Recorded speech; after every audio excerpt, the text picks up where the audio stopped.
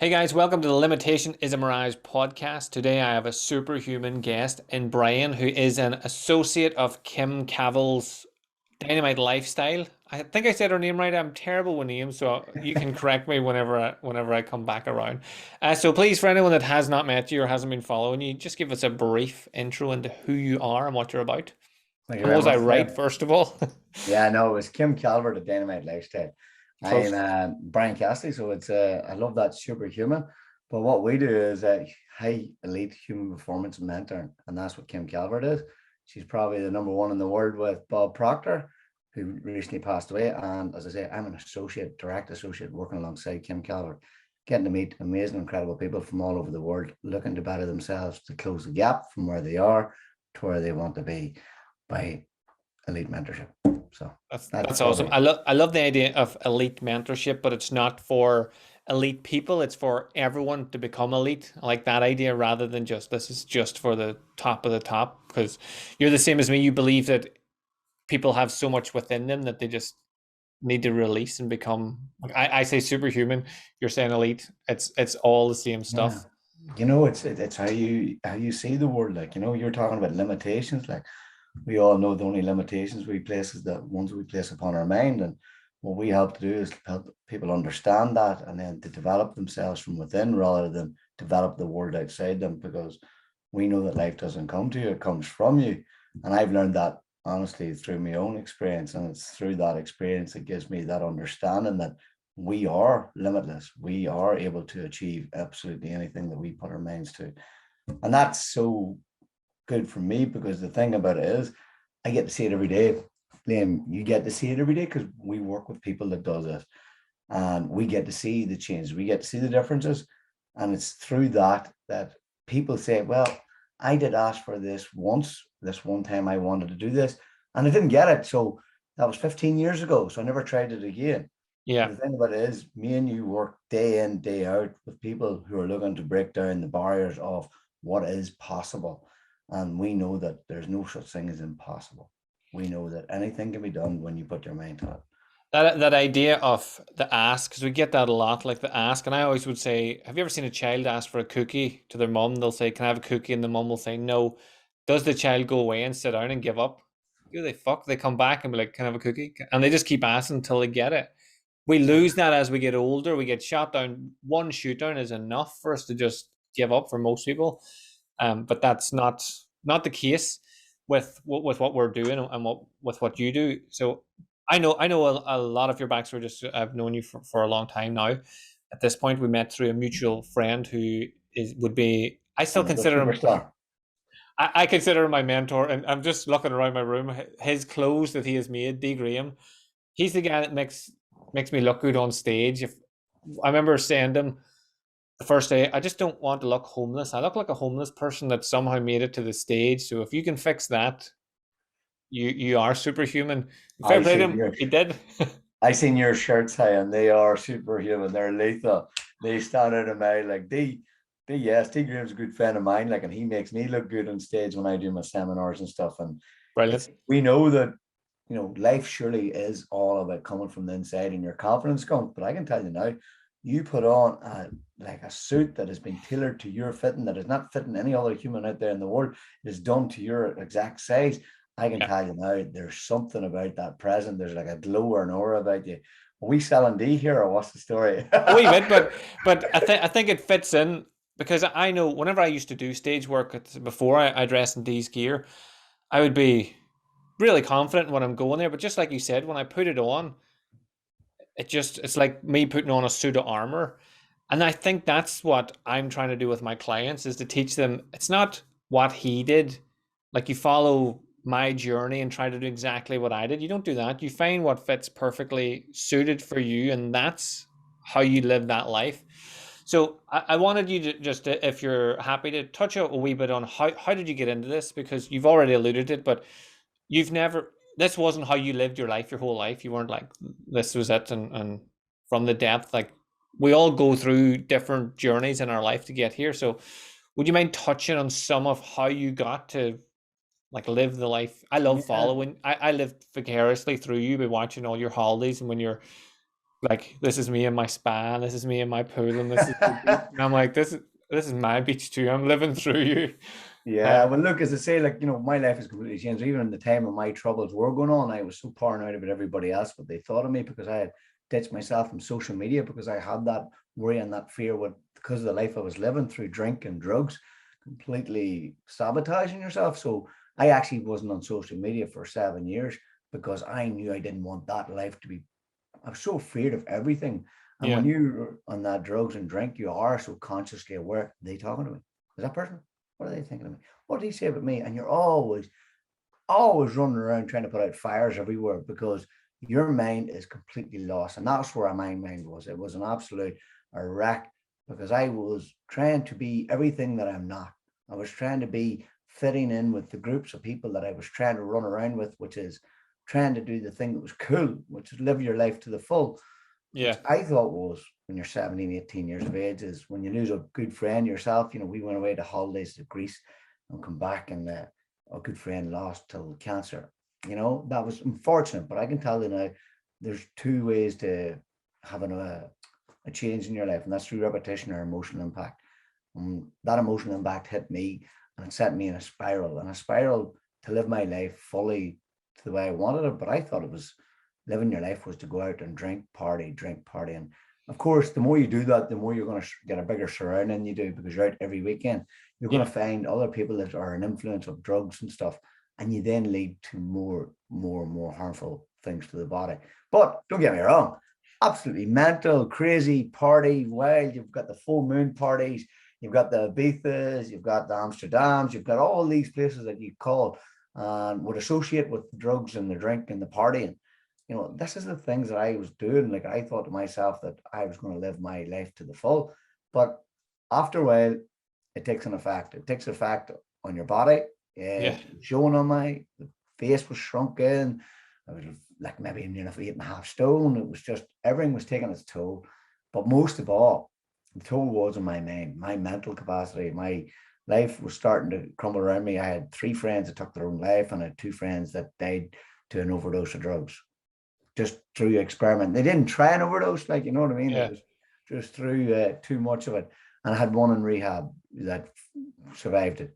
And I thought I was going to be next. So yeah, you can imagine there's a lot of people on here that has went through that, or know somebody that's went through it, yeah. because Ireland has got that historic name. But my grandfather, my granddad, or my father had all had through drink problems and alcohol problems. And sure, Jesus, always I thought, well, sure, I'm the next one. I'm the one in the It's family. normal nearly. Exactly. So I thought Yeah, this is it. So I go, this is the way, this is the way it's going to be laid out to me. But I was going so hard that I didn't want my life to end too. It was getting to the point where my heart actually was taking thing. I was going to the doctors, and I couldn't tell my mother because I didn't want her to know. But the heart was starting to think I was stopping to breathe and stuff, because it was taking too much pressure on my heart, the cocaine and stuff. And that really does bring yourself to what's going on here. You hmm, can't stop. I say addiction. Addiction means a lot of things to a lot of people. yeah, Addiction, only for me, there's one meaning for. You want to stop, but you couldn't stop. That's my definition of it, and I believe that was my addiction. I couldn't stop. You led to a drink, and then drink led to drugs, and that was always the same. There's always one pattern, but every time it was 3, 4, 5 days, lad. You're out and you're partying, and you're coming in, and you're getting the roaring, you're getting the shouting. Wise up! What are you doing this for?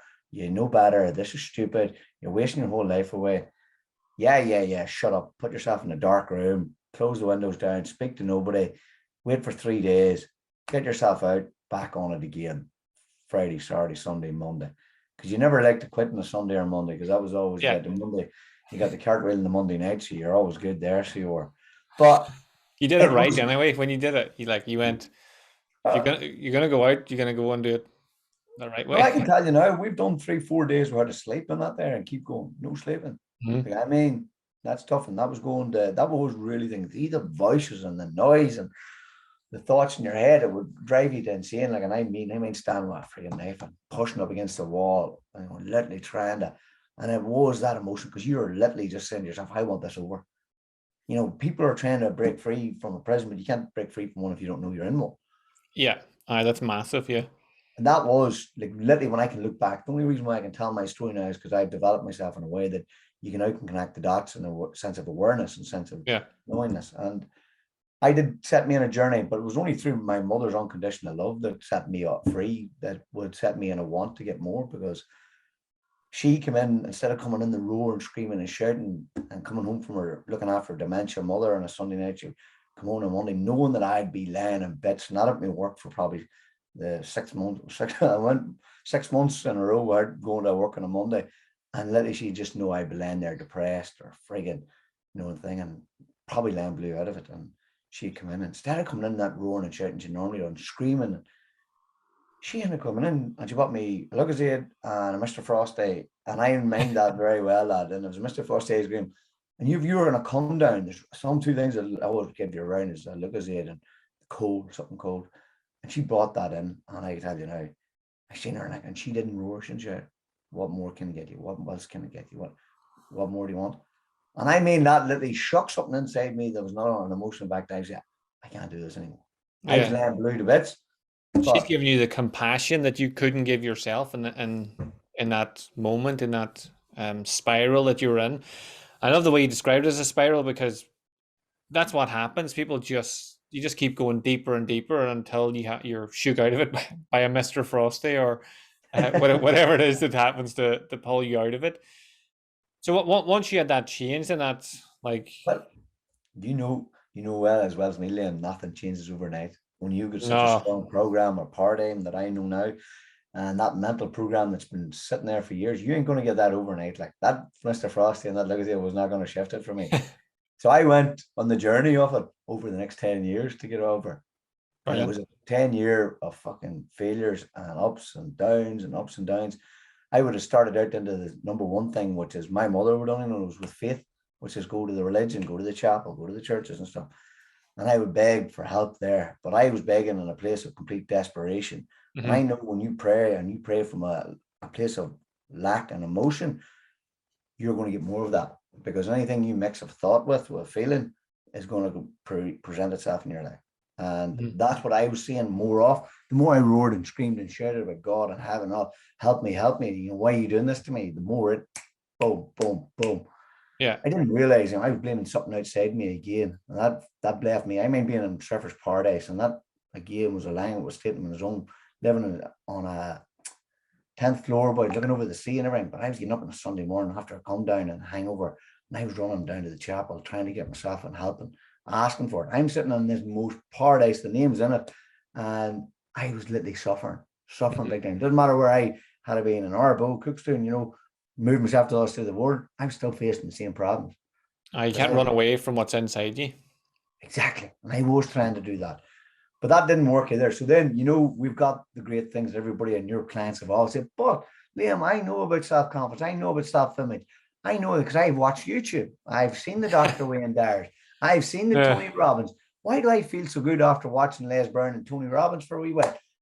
Motivation is only going to be good for a wee while. It lifts you up for that hour that you're listening to them. I did that over and over again until I heard Dr. Wayne Dyer talk about yoga and meditation and stuff. And that brought me down my next journey. So when I hear something with my addiction past, I jump on it and I go, I'm off to the yoga retreat in the Bahamas. And that summer where I goes, right, that's something I want to do. I go off. It's for yoga teachers. I never done yoga in my life. So I'm sitting here in the first morning, you wake up and it's a paradise island, so it is. You go over it and it's paradise island in the Bahamas and you stay in a tent, no meat, no alcohol. I go, this is right up my street. And the first thing I come in this real awareness, you might have been looking at it now, it was a dong throughout the wee, the tent village. And that's the start up for meditation in the morning, go through it. Now this for a week with collective, a lot of good-minded people, it's silence too, so you couldn't imagine me doing silence for like a week, but it certainly was. But you know what? They taught me that there was a mantras, lad. It was the first time I'm experiencing, I can still experience today. So what they do in the yoga and Shivananda yoga retreat is they talk about mantras and reason. Jaya Ganesha, Jaya Ganesha, Jaya Ganesha, Panimam. We do 17, 18 minutes of that. And I didn't know if you didn't know it, you got a wee sheet to read from. And I read it from, and they said the new mantra behind it. I can see my hands were shaking after. I didn't know what was going on. I had no idea. Probably thought you were detoxing. I was what? I literally was. You thought to yourself, what is going on? But I mean, what was going on? This was 6 o'clock in the morning, you're done that. And then you do 30 minutes sitting in a meditation posture. Never done that before. My knees were killing me, the pain, all these thoughts. What are you doing? What are you at? So it was like tormented hell at a time, but it was completely, amazing because we're doing 6 hours of yoga. I'd never done yoga before. I wasn't even fit to stretch my legs, and I'm sitting doing this here, but there was a shift. There was something inside me, and I could feel the chakras open up, this energy. And I thought, I've got it. I'm fixed. I'm sorted. You got neurologists there. But I come home, give me much of an ego, I believe. You come from somewhere drinking drugs. You want to get back into if you haven't changed your surroundings, and if you haven't changed the people you hang around with, you fall neatly back in there. But you'll not fit neatly back. You've got a bigger ego and you'll go even harder. And that's what happened to me. I come home and I fell. And I fell, meaning back into the drinking drugs all over again. But they still had a good story to tell that I went away and done this crazy ass thing. Yeah. Absolutely rips you to shreds, because you know why? When you go away from all that party again and you've done this work and you fail and you failed, broke me again. But that would lead me on again. You've got good friends. You have some good friends that are always there. Like D. Graham's a good friend of mine. Another guy, Stephen Graham, was a good friend of mine. And he gave me a book called The Secret. We all heard of it. That's whatever. Bob Proctor and all these guys. You've got it there. We'll hold it up for. Yeah, The Secret. That this is something like we talk about mainstream media. We talk about might have been such a flimsy over The Secret, but this gave me a state of the law of attraction. What do you mean? I can have anything I want. Started to teach me that. Put a gratitude rock in your pocket, rub it every day, and just be grateful for the things, and you'll get more to be grateful for. I can do that. I put rocks in my thing. I run around with a rock in my pocket. But then it says, if I can have anything. Sounds terrible.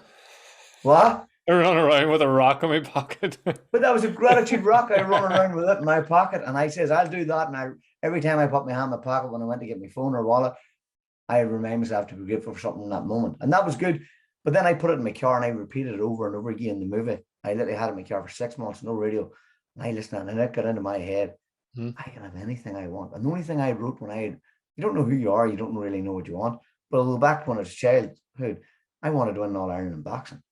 So I go to myself, if I can have anything I want, I would love to have that. How would I get that? And how all coming in? But the how wasn't up to me. I asked for it. I get out the pen, I write it down a certain date. Boom, I wrote down the date. It was 2 years from the day that I had asked for it. So quickly did I not attract the likes of D. Graham and stuff in the boxing. He was mental about boxing, but he never boxed before. Went in the stag do. We fought in the stag do. And he brought me home and I said, you're not a boxer until you get in the ring. Trailed me off to the boxing club. Of course, I wanted to do it, but I didn't want to actually do it. You can ask for something, but nobody's willing to take the action. Yeah. But more or less, he taking me up to the boxing club, set fire. He was mad about the boxing. It lit something inside me I never realized that I had before. It gave me a burning desire. And I went on a complete steamroll for this year over the next couple of years to go and get this. We hadn't even got a boxing club. D came the secretary, I came the chairman, my cousin came the coach. We ended up setting Lockshore ABC up and went off to win an All-Ireland title. And we were training over 140 kids at a time through the week. It was absolutely mental, teaching about discipline and what this was. I had no idea about discipline, and my whole personal life was a complete wreck. As soon as I get away, there was a bit of bag of coke or something going on. And it was a mess, but I loved what was going. I loved this. I was building this image of somebody who's a chairman, part of the community. I was building this down around there, and I was like, this is something I like. So every time I walked into the box club, I was becoming something else that I wasn't.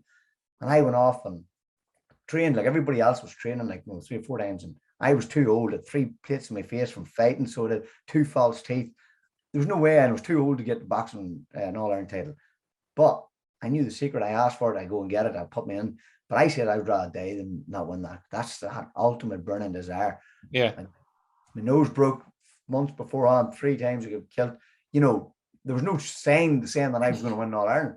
Yeah. But every time I realized, I had a picture of it, medal of it, and I went at it. And I wrote it down with detail. I wrote it down. I wanted to win by a certain date, and I wanted to win by stoppage. Went into the quarterfinals of All Ireland, and I tell you what, I won in 1 minute. I was on that ring of the video, boom, boom. I watched my hands move. I had no idea what they were doing. I wasn't even breathing. It was just like automatic. You put into it, you put yourself all into it. And I ended up winning All Ireland anyway without ever getting lost in a round. And it was so crazy because there was such a confidence in me. The All Ireland title final, I mean, my coach coming up and saying, right, do you want to do pad work stuff? The other boys pad and warming up. I sat with my legs crossed. I didn't win that All Ireland in that ring. I won that 2 years ago when I bloody asked for it. That's the day when I decided I was going to have it. That's the day I won it. And your boy come over and asked me, who's up next? And I goes, that's me. He goes, no, boy, I'm fighting here in the All-Ireland final. No, I goes, that's me. I was sitting, my legs crossed, arms folded. And I goes, I never. And people think that at the moment that it comes up and it's the day that you meet it, it's got absolutely nothing. That day is got, it's irrelevant. You Yeah. already decided you're going to win. And all the preparation is that done the day of that final. And that's it. But I didn't know what a goal was, Liam. I didn't know a goal was about growing. That's what goals were. It stimulates growth in your life, and growth is progressive realization of a worthy ideal that Earl Nightingale used. For me, I got the goal.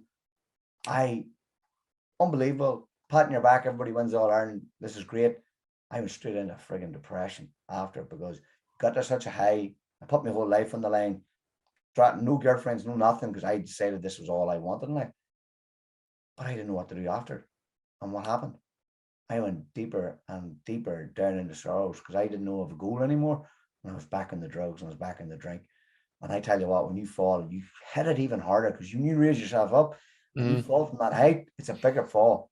And it really think. But everybody else sees something in you that you cannot see. And that was a good friend of mine. And he always kept talking with D again. He always would keep going. He always keep in your mind and what he had. But then I've been reading books, because the Secret was another great book, Stealing the Fire. It's about getting into a state of ecstasis. You know, we've got the SEALs and the Navy Marines and all, they get into that. But in that book, they talk about the only way that you ever get into a state of flow or state of ecstasis in your life. They talked about ayahuasca. So I read that book, and that was on the Thursday night. On the Friday night, I was in the bar. I mentioned the word ayahuasca to a guy. He says, I have a friend that went and did ayahuasca, sacred voyage. Boom, Portugal. 3 weeks later, I was sitting in Portugal doing ayahuasca.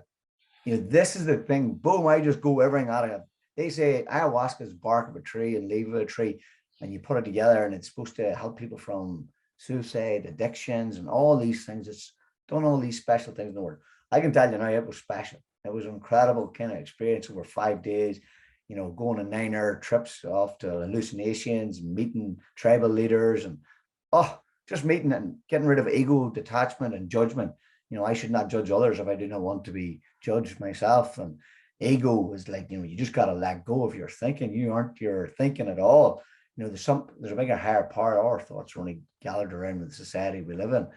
But it was just something that I really found powerful. I was like, literally, you take the thing, and next of all, you take it and you purge up and you purge up, and you see purples, you see all the colors. And the first day, it was all amazing. It was great. And I was loving life. I've got all the answers. I am God and all this here. This is the kind of outdoor, and people and flashbacks of people that have died in your past, and quite surreal. And literally, it isn't like when you get an apple after that, it's like eating an apple for the first time. You see the leaves for the first time. You hear people's voices for the first time. And it's just one of the most special things. You're all dressed in white and stuff. But then the next day I went in, because I was ego and I had all the answers and stuff. But I went there to get rid of the ego. But then I had a bigger ego. I have all the answers now. But I can tell you, Mother Ayahuasca took a hold of me, and she ripped me apart that next day. She was flipping my body and firing me about. It was one of the most incredible, surreal things. For about 5 to 6 hours, I spoke a new language, and literally was firing my body about. It was absolutely insane, because I was sitting back like I was just a wee, like a wee boy up there, and he's nothing to do. Like, but I was watching this woman take a hold of my body and was just firing it about. And it was crazy. You think you have all the answers. You think, I goes, what do you want? What do you want? And mind it's saying to me, you know, I want your mind. And I goes, take it. And then it says, you can't say by taking it, you can't give it, because you're still thinking about giving it. Yeah.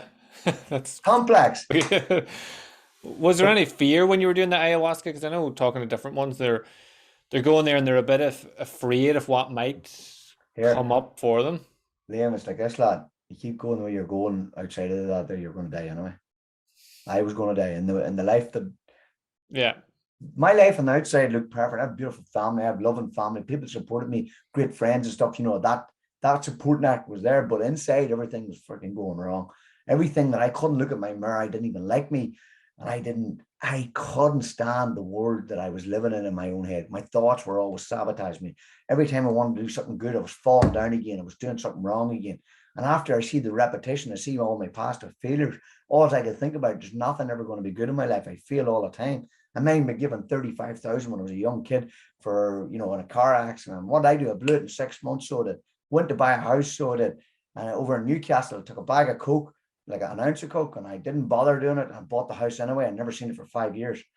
You know, crazy ass mother things that, you know, you thought could have set you up, and there was so much good that was happening in my life. But if I've seen good, it was like I was going to run into it and make sure it crashed and fell Yeah. and broke.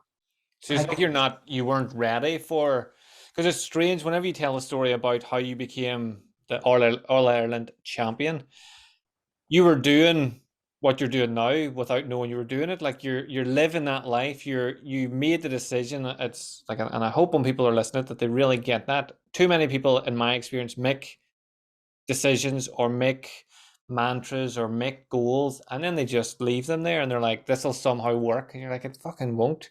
But like you, for most people, whenever their friend comes along and it's like, right, there's no boxing club, you want to be a champion, we're going to make a boxing club, get up here and get in, they'd go, it's too much effort, it should be easier than that. Whereas you were doing what you teach now without having a fucking clue that you were doing it or how you were doing it, Unconscious or competence. yeah. So would that be then that, would you believe you just, it's the universe's way of saying like you weren't ready? If you had a not taken the coke and bought the house and had a like success in that area, you would have failed anyway along the line. And all as mad as it all was and all the shit you've just told us that you've went through, it's got you to here today chatting and Exactly. living your life. And so back to the ayahuasca, the mother ayahuasca throws you about the place. You're in that complicated situation. You can't give your mind. You can't offer your Yeah, you mind. know, look, it was until I completely let go that as soon as I let go, I spoke.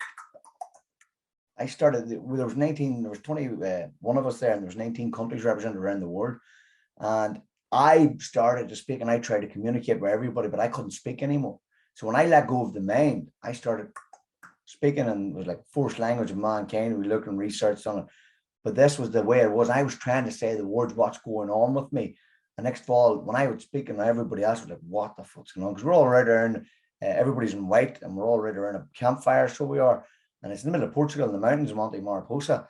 And it's just surreal, like, you know, and I'm getting up and speaking this year. Next fall, I was standing there and I just laugh because I can't. I was laughing because I couldn't get the words out to tell you what's going on in my head. And next fall, boom, it would flow me back down in the ground again, boys, and I'd be still being fired about. This was just absolutely insane. And then I was still, it was just crazy that this thing was going on. But I was communicating with a tribal leader that I actually went hunting with, and he lost his child. And I mean, him not taking any hurt by losing this thing. And that was like a sense of loss or sense of attachment. That was like the thing I had asked for: attachment, judgment, and ego. And I went off in that campfire, and we spoke in that language with a tribal leader. And it was like, it's really is to me in New York today, even more surreal because this is over thing, but I was in physical contact with this. And this is the thing about it. It blew my mind. And I was literally trying to tell everybody about this story about him losing the child we were out hunting and stuff. And he didn't let go. He goes, this is nature's way. There's nothing. Energy can either be created or destroyed in that sense. They were so connected with the source of life.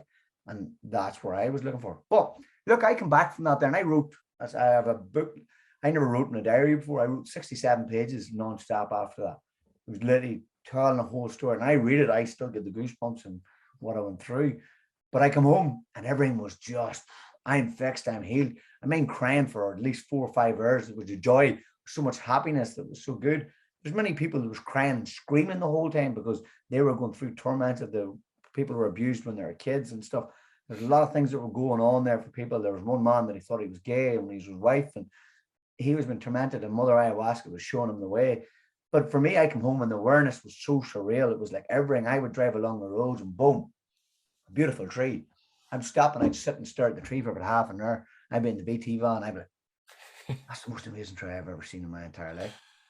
Just everything started to be beautiful. Everything started, I mean, being up the pole and there was a tree and there was water come off this leaf and the rain would drop down off and I would just be obsessed with this here. It was just the most amazing thing I've ever seen.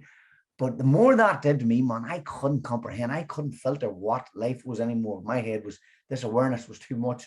When you become too aware and you're so connected with everything, you want to suppress it. And I wanted to suppress it because I had no understanding with it. I suppressed it so much. I went back to the drinking drugs again. And it literally ripped me to shreds. And D. Graham had been following me along the way. He's doing suits for the celebs. He actually was doing a suit for a lady called Kim Calvert. And he rings me up and he says, "Do you know a guy, Bob Proctor?" I goes, "I think I know." I goes, "Bob Proctor was meditating to him this morning, because I was still into what I heard from bits and pieces of my past." And he says, "Well, this lady here says she's best friends with Bob Proctor." I go, "Oh, is she shite? Where's she from?" Lurgan. And I goes, "Right, right." Anyway, he says, "Right, we're going Tuesday night, Wednesday night. Let's go." I goes, "No, I'm not going." He says, "I got you a ticket. I'm lifting you at the house, paid the house."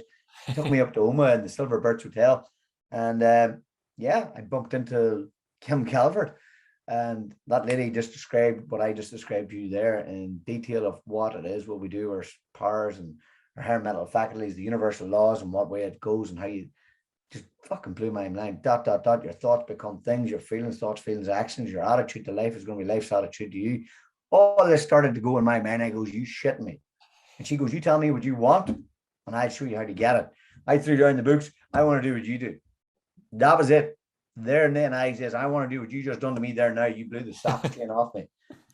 And my life would have just, again, making that decision, but being in the right conditions, surrounded by the right people with the right material, with the right state of mind, I ended up developing myself so much that Kim took me on board because I actually wanted it, took me on board as one of her associates. And I was sitting on the stage, just there exactly 2 years to the date that I was on it, that I said that. And the Hilton Hotel in Belfast, 65 people in the room teaching this material that now that, Bob Proctor has left a legacy with, I was following on that legacy that I said I was going to do it.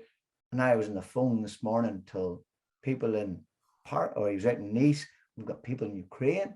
You wouldn't believe it. Like, it was crazy that we're communicating still. They're in Poland, but we've still got people all over the world. We're in like 58 countries now. And I'm communicating with these people, teaching this material that I bring through the mentorship. But that's people are looking to change, but nobody's willing to change. Nobody's willing to put the effort in, and what I did want to do, lad, and I thought I went on this journey because my mother gave me something which is unconditional love, and I wanted to give her back to her, but you can't give what you don't have. Yeah. I felt that, and what happened there, I goes that when I got through this and I got through my study, and it was really difficult studying because you had to get down to what the core you is. Who am I is the big question I had to ask, and I had fucking no idea, and I didn't like the answer I was getting at the time. Yeah. And when I really did find out who I am, when I'm a beautiful soul and I can look at myself in the mirror, all my journey is for me to fall in love with myself. My mother didn't want me to love her. It was my mother wanted me to love me and respect me so I could live a life that would be, honorable, that she could actually enjoy and she loved being around. And her life has changed because I changed mine. I have other friends that changed their life. I've got aunties, I've cousins. I've got people all over the world now changing their life because I changed myself. It becomes infectious to them. What you're doing there, self-development, helping people overcome certain things that they do not believe in. This is what we do. This is the reason why we feel compelled is because we've done it ourselves. You're superhuman. We're all superhuman. We've got that gift deep down inside us, that unique code, and that they're given to you. And that's what we talk about D. Graham and that unique gift. That suit is yours, that made for Yeah. you. You were made for a reason on this earth. That body that you're in, I believe every single person is here to help one another, and it's in that service that we feel we will see our purpose in life, and that is the way I feel right now. Yeah. I love that it's the non-quit in you, whatever it was, stubbornness before you knew that it was design, but the fact that you never quit it, and again, any one part of that story, if you had it stopped at any part of that story, and you're sitting in a pub and you're saying, "I did this, and then I failed here," people would go, "Oh, well, that makes sense. It wasn't for like," they would just Oh, say, "Fair enough." And then I went and became a champion boxer, and then I went on the drink because I didn't have anything. Although suppose that it makes sense because you had a goal and then it was over. You couldn't see what to do. People would help you justify it, but the fact that you were like, right, that didn't work. What's next? That didn't work. Like, and that's how you ended up with Kim. You keep doing and taking, whether you wanted to or not. You're lucky to have a friend indeed that drags you along. I'd be the same sort of guy. I'd be going, "We're going to this." "No, it's not for me." And you're like, "Well, I'm outside your house, so fucking either you walk in the car, or I drag you to the car, either one." But that's how you're getting at it, and then working off of that. Um, just what the universe has given you. So it's sort of I just love listening to the story. I forgot I was supposed to ask you questions and stuff. But you know, lad, like everybody does understand that that's fucking failures, and I've seen it so much, and everybody else is worried what everybody else says. I say I'm going to do something, they laugh. When I said I was going to do an all-ireland champion, they laugh. When they Yeah. said I was going to go to a yoga retreat by myself, they laugh. When I say I was going to do ayahuasca up, they laugh. Everybody's hanging on to everybody else's other word to say this is the truth. Go and find your own truth. Go and find your own lane. Because I can tell you what, everybody's in one lane together at the minute, 97% of the world, and they're all going in, and it's a fucking very busy lane. And there's too much noise. There's not enough time to even breathe and eat. But I can tell you what, when you just go in your own lane, it's so much free. There's so much freedom. Yeah. There's nobody bothering you there. There's nobody hassling you. Nobody understands it. And you know what? It's actually good because you know why? You're finding your own purpose. You're finding your own lane, and you're finding what it is to be you. Everybody's running around trying to be like everybody else. And you know what? Who could blame them? They're not aware, and you don't know what you don't know, Lane. You Yeah. know that. The unknowns is what holds most people back, and I was in the same boat. Like everything that I did that I would consider to be of like real note in my life, people laughed. Gonna write a book. I Who, love you? to. And you're like, yes. Gonna like I moved to London without ever really being away from my family on my own. I'm Thursday found out about or Tuesday found out about London. Thursday I'm booking flights. Friday morning I'm flying out to London. People, what are you gonna do with that? And being in your own lane, you meet people like yourself. Like we would never have crossed paths if we weren't doing. If on paper we should never cross paths, it makes no sense for what we're doing in our life. But It was good. because we're living to a higher, I don't know, calling, if you want to call it Look calling, what or you done. You attracted D in your life, right? D introduced me to you because look, you need to go and talk to this guy. This guy Liam's doing crazy things. I have known him. And that was the way. Same with Kim, you know, but it was Lee that moved me over to you. But what did D do? D came from a plumber till now shooting out McGregor, shooting out all the slabs and doing his own business. And shooting out us. Never mind them. Shooting aha, us. yes, exactly. And that's the line. But you know, and this is the thing about it is, but we started attracting people on that level. It's like Yeah. I went on, like we went over in holidays there just a couple of weeks ago. We went off to Maldives, business class away. But what I didn't meet, and there's a bar in the A380. We drive down to the Manchester just to get the biggest plane in the world because it's got a bar in it. And you know, the bar in is, and you know, people say, "Oh, you still you have a problem you're drinking," but you know what? It's when you understand yourself, you can take control out of Yeah. everything and aspect of your life. But what you met on there, you didn't meet anybody that was working in open rates or engineer or an IT. You met people that were saying, I met a boy that was in JD Sports. You know, you put yourself in this environment now. You put yourself. He was 20% a shareholder of JD Sports. He was on there. And it was great. I was actually in Maldives. We were doing like Japanese teriyaki thing was fire food. Who was the guy sitting next to me? He was the head of a Galley one time. And he's a guy that has written many books. You know, this is the kind of environment when you start stretching yourself and start going in your own lanes. Like there's not many people going there. There's not many people doing it. And the conversations are more stimulated towards what you want and what you're going to get Mhm. rather than what happened, what the problem is. Did you see whore? Look at the cut of that. Yeah. One of the things in my bookshelf, I love this section of my bookshelf because I know all the authors. Like, and when Oh, people say perfect. to, so I know that all the people that wrote them, they're friend. I can call them my friends. Like I know them. People would say, "How do you meet these people?" I'm like, because of how I live my life. That like people are attracted to me as I'm attracted to them, and because you get more self-aware. Like if I'm out, I even before the pandemic, I very rarely went out anymore. I just didn't see the point. But if I'm out and someone's talking small talk or nonsense, I happily will say to them, look, this conversation is just not for me. I'm away and I leave. And people be like, you were so rude to my friend. And I'm like, it was a waste of my life. Like they were talking about Emmerdale. I don't give a fuck. I was like, I want to The talk thing about, about it is, Lynn, you give yourself the respect. You have yeah, so much respect for yourself. You have a self-image that you say, I know where this leads because I know if I think like this and I receive thoughts like that, I'm going to feel like this and then I'm going to act like that. Thoughts, feelings, actions composite of your attitude. You start hanging around losers, you're going to become a loser. We all yeah. know that saying. And It's that's something something that you that didn't like doing.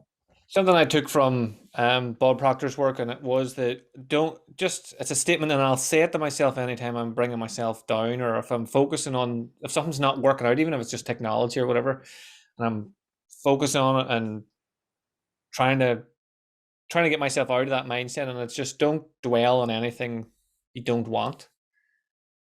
And I'm like, it's such a fucking simple statement, but even if you didn't believe in the secret or the universe or that we have a Oh, path or that you can be in. you didn't believe in gravity. It just works. Yeah, so like gravity works the way it works. Like I don't know what happened before the apple fell. It mustn't have existed, but it works because it works. And just saying that statement, anytime I dwell on anything, or if I'm struggling with trying to create um a new video or podcast or whatever it is, I just say to myself, don't dwell on what you don't want.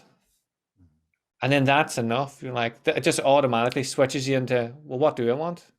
That's it, lad. And it's only through that repetition, trying yourself. We were out to the Galgorm there. I was home at the weekend, and Kim and all, we went out, and and it was the most stimulating when you start surrounding yourself and they become your friends, the people that you study with, and everybody that. Also, we're talking about what you want, what your goals are, and like Dee and me get on the phone and we're punching the steering wheel or punching anything in front of us because we're that sick coming off the phone because all we've talked about is what we're going to do, when we're going to do it, and how much fun we're going to have in getting it. Yeah. And that's the reason why I say we talk about here goals. Like I say, a bigger goal that's so big and scary that it absolutely frightens the life out of you. Like that's what you're going to get in life. You're going to get something that's going to stimulate growth. If you know the way to it, it's not a goal. It's not going to stimulate growth. If you have a goal that you have no idea how you're going to get it, that's what you want to do. You want to get that stimulating. You have to say to yourself, who am I? What do I want? And when the fuck am I going to go and start taking action to get it? Because thought will bring the thing to you, and action will make you receive it. So many people lack on the second part. Yeah. Whenever I used to do the group stuff, I would have tennis balls with me or juggling balls for a few different things. And one of the things I would say to people when we do goal setting and everything is, I'm going to throw this ball at your face. I want you to do one of two things. I want you to either reach out with your hand and catch that ball or just think about catching it, whichever one you want. And then I'd throw the ball at their face and they all catch. Why did you do that? If thinking just does the same thing, why did you bother catching? Well, I would have got hit in the face. You're like, exactly. The action is what brought that experience out. Just thinking about catching that ball, you're getting hit in You the have face to with do a both. I ball. know you have to think and act, but at the same time, you Yeah. think if your hands in your pocket, and you don't need to stimulate any action in your life. Yeah. So it's what was one of my pet peeves for a long time. The amount of people that, oh, that doesn't work. I tried that. What action did you take when you tried it? And we've already said that on the podcast. What action? Oh, I Well, didn't. we always the great story of the Chinese bamboo. You've heard that many times, like for the Chinese farmer plants the Chinese bamboo, plants it in the ground. People walk along and he waters it, cares for it, and everything. And after years, bloody nothing. After everybody would be saying, "Did I actually plant that seed? It's not there." They'd probably go hoking around and probably Yeah. ruin what's going on there. But 2 years, still nothing. 3 years, but the Chinese farmer's knowing, he's got awareness, he's got understanding that if he maintains his faith and keeps it going and keeps nurturing it and looking at it and keeps in the right path, he will, after 6 years, that Chinese bamboo in 6 weeks shoots to 8 feet tall. In Yeah. 6 weeks. But that's after 6 years. Most people give up with their goal after 3 months. Look how many times we go to January and say, we're going to do this here. Boom, it's gone. I went on a goal for me to better myself so I could love my mother and give my mother the love that she gave me one day, till I end up realizing she was never looking at it in the first place. The thing that you think you're looking for is probably not it at all. Yeah. And it's so great. It's frigging fun in life now that I get to sit like, and I don't know, you probably have the same. I have my 90-day goal here. I've got my calendar in front of me that I've designed, and it's highlighted what everything going on with work. On the right here, I've got me and my partner's calendar where we're doing all our socials. I've got my statement of what I am in life. I've got my ideal client. I've got my self-image script. These are the things that I look at every day, and I read and I go on it. I get my gratitude down and I start working. People out there think they need to go and do a lot of things. You could start right now. The only most important thing in your life is that there, a bloody pen. That's the most important thing in anybody's life, is a pen. And if they were able to take that pen, I did that, and I realized it with boxing, but I didn't know how to consistently get results over and over again. Yeah. The idea, you have the same thing as me. Like there's stuff stimulating you around the house towards your goals. People, whenever you tell people about that, like I say about having wee post-it notes about your house, just to remind you of things. And like I've got, like I was talking about this on a group session I was doing yesterday. I have a weapons wall in my room. If you go into my room, there's a full wall of weapons. But when I look at that weapon, Yeah. It's just normal there. Yeah, just for me, it's normal. When I look at the broadsword, for example, I don't look at that broadsword and see a broadsword. I see 3 years of training that I had to do to be allowed to take the broadsword exam. When I look at the spear, it's the same. When I look at it's not just when I look at the suits, like my shirt's right over there, and my other shirt and a jacket's hanging up there. When I look at them, I don't just see, oh, I got custom made. That's cool. I look at that and I go, I worked hard enough that I deserve to be wearing like my actions stood out so much that my attire needed to stand out with them to show what I could do. Like, but people surround themselves with Facebook, with Instagram, with terrible shit they don't like, with negative foods they're afraid of. Like whenever I work in the addiction units, one of the first bits of homework I ask them is to go home and smash their favorite glass. Why would I smash that? It's my favorite glass. I'm like, what does it remind you of? Oh, let's get rid of it. Let's buy a new glass that's like is going to remind you of this period of your life. It's not to say it's a magical switch, but it's just a wee idea. Fuck, maybe if I redesign my living space, the stuff I see now is going to actually bring me closer to the goal rather than first thing looking at Facebook in the morning and hating life because you're just seeing all that sort of shit. It's then simple things that can actually make a big difference in life. Your phone. We're all one of these guilties of. We can take our phone and put it in another room and charge it. You hear that, but you get a better night's sleep with it. It's been scientifically proven that if it's not in the room, Yeah. you get clean. But you're not looking at it the last time. You're not getting up in the middle of the night. You're not looking at it. And you're not getting up first thing in the morning. You got to set rules and parameters in life. That's discipline. What I've realized in this year that you got to get up like you get up at 5:30 in the morning here, and that's something that we get up every day. Just because you know why?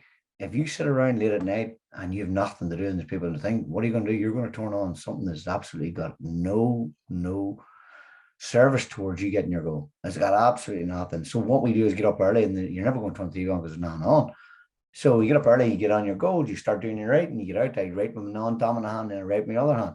I work about making sure I'm changing neurons, firing different ones together. I always want to be doing something challenging myself. Why do I do it with my left hand? Because I know that it's difficult to do with it. And I realize that any habit that I try to pick up is going to be difficult to pick up. So whenever I start something new, I go, this is hard right now. I've now started the jiu-jitsu. That's hard right now. Yeah. But I know everything at the start is, it's always appearing like that. Our brain is computerized and is programmed to just want comfort. And we always say choose courage over comfort. And that's what I do every time because that fucking comfort is the absolute killer of all dreams. The thing that I was in was called BT. It was a job that everybody said to me, great pension, don't leave that, don't leave that. Oh, that's going to be a great job. Geez, you have a great job. You have a great job. That's a great pension. Every time I was just screaming out, oh my God, it's people just thinking about dying. Most people that do get to 65 years of age, I always said, you've got great Les Brown's quotes. Most people die at 25 and don't get married till they're 65. That is so true from the job that I left, and no disrespect to anybody that is an open rate or BT working there, but I see it all the time. People die within say, oh, geez, it's a good job. You couldn't leave it. And you know what? They go through that same phase and tell the same thing over and over again. They get to 65 or 62 and they take an early retirement. They're too ill. They've got cancer and they end up sick. They go on a roof and they fell off in the day. They've got a heart attack after. Because you know what them people are? They're programmed just to be in a thing, and then realize you take that away, they don't know how to live. They've laid 25. You're locked in. You're just locked into that monotony of safety and comfort that you think, well, there is nothing else for me to do here. This is who I am. Like I did bar work for 13 years. And I remember when I was leaving and people were like, you're mental. Like you're a key holder. You're running the restaurant. Like what the fuck are you doing? And I was like, going insane. I hate every minute of this. I hate everything about it.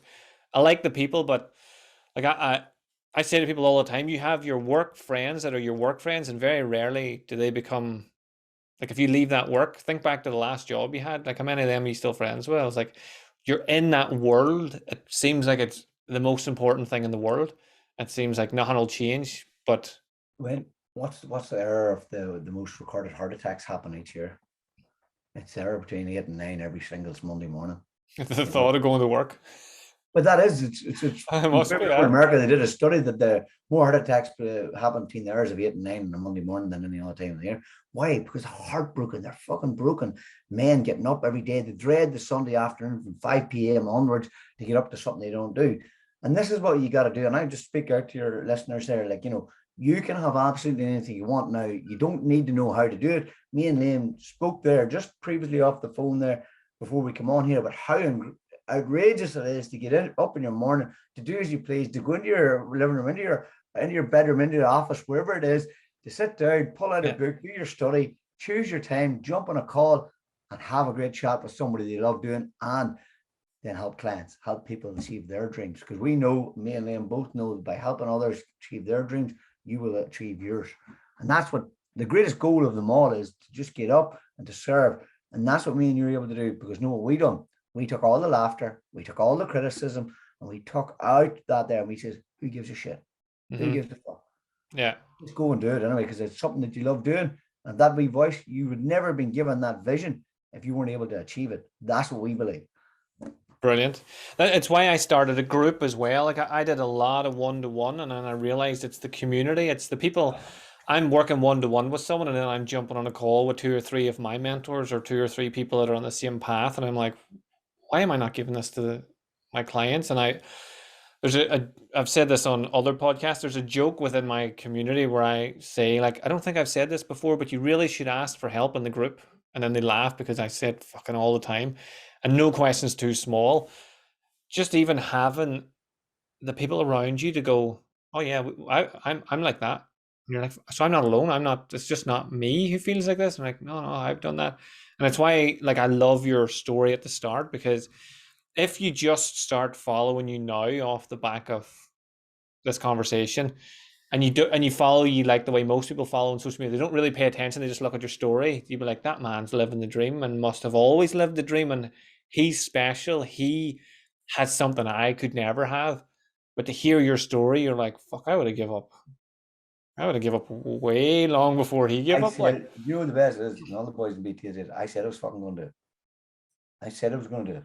That was the end of that. I said I was going to do it. I speak out loud, because the more uncomfortable it is, you trying to keep it in, you're never going to get it out. You need to express your wants. You need to express what it is, because you know why? That's what desire is there. It's there to be expressed out of you. That is unexpressed living energy within you. That's what desire is. And you want to express that. And I express it every single way, straight from the treetop. Crazy ass. That boy's crazy. But guess what? A crazy ass is not sitting in a job. The alarm goes at 10 o'clock. You go and take your lunch, and you've only 15 minutes. And then at 1 o'clock, you get another alarm going. And then that's you done again. Now, who the hell is crazy when I can get up and go to the Costa, drive around with the car rooftop down, and cruise around in the sun whenever the hell I want? Who is that crazy? Picking holidays and then sitting on the holidays and deciding, do you know what, Darren? We should pick on an extra couple of days when no point staying, no point home now. We'll go back and stay home on Sunday. Doing that because you can, because you know what? I never had to ring anybody. I didn't have to assure anybody. Nobody has to ask me. When you go in your own lane in life, you're just going to be rewarded with so many good things. But you know what the number one thing is? Your feeling. I don't care about getting nice holidays. I don't care about getting all the money. I don't care about anything like that. It's how I feel when I get up in the morning. I look at myself, and I can tell you now, I say, I get goosebumps. I look and I realize I get to spend the rest of the day with that man in the mirror looking back. Awesome. And that is one hell of a feeling. I said to a boy from Neill, he says to me, I want to feel like that. Well, just go and look in the mirror right now. Because I didn't get that put into me. You're not going to get anything put into you. You've got all the gifts deep down right inside you, untapped potential, and you need to draw it to the surface. That's what we do, and that's what we do constantly. Basis of when our company, Dynamite Lifestyle, and Liam does it too. We bring people's gifts to the top, and we shine a light upon them. And that's what you can. Everybody's got a gift, but nobody's willing to shine a light upon it. And you know what? You can never see the full picture, because sometimes you're in the frame. You're in the frame, and that's it. You can never see the full picture. And that's why I get other people to do it. Liam mentioned there, he's got mentors. I have mentors. I had Les Brown, I had Bob Proctor, I have Kim Calvert. I had all these mentors, because I said to myself, this is what I want to do. And you got to follow the person that you want. If somebody's doing what you want to do, get them. Go and listen to them. Follow them. Yeah. I like the idea of asking them what you need to read, and then ask them what they're reading. So like ask them what they're doing, like what do I need to do, and then what are you doing so that I can keep going there. Brian, I'm wary of the time now. I really appreciate, and I definitely will be. There's so much we could go into that I'm going to ask you back for sure. How do people find you if they want to get in touch, they want to follow your journey or learn from you, or what's the Look, best way to get you? you can get me on Facebook, Brian Cassidy, or you get me on Instagram, Brian.Cassidy. And as I say, there's a link tree there that you can get for me, that you can share my page there, that you can go and see all the material. You can get your free mindset courses, whatever it is you want. And as I say, we're constantly putting out, because we're helping. We have like 2,500 people signed up for a group this week. Now at half three there, the guys are taking the rest of the associates. And as I say, we're helping people regardless. And you know what? You can come along. The name's the same. We're going to be changing the world anyway. And we're changing ourselves so Yeah, then we can change the world around us. Because you know why? It's impossible to change the world. Just change yourself and the world around you will change. love it. Brian, thank you very much. I'm just so grateful for you to be on here. I really appreciate it. And for anyone listening, if you have any questions, please reach out to any of us. And until the next time, have a superhuman day, whatever you get up to, and I will speak to you again soon.